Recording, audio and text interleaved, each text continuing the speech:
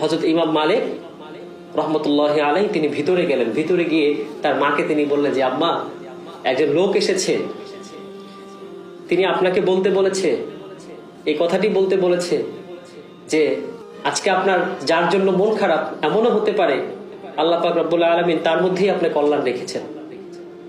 সাথে সাথেই হযরত ইমাম মালিক রহমতুল্লাহি আলাইহি তার মা বুঝতে পারলেন যে তিনি আর কেউ না। তিনি সাথে সাথেই বললেন ইমাম মালিক রহমতুল্লাহি আলাইহিকে, তাড়াতাড়ি যাও, অত্যন্ত সম্মানের সহিত তাকে ভেতরে নিয়ে আসো, তিনি আর কেউ নন, তিনি তোমার বাবা। তিনি 20টি বছর ভিনদেশে কাটিয়েছেন, আজকে তিনি বাসায় ফিরেছেন। প্রিয় ভাইরা, আমাদের অনেকের মধ্যে একটি প্রবণতা রয়েছে যে অনেক সময় আমরা হতাশ হয়ে পড়ি।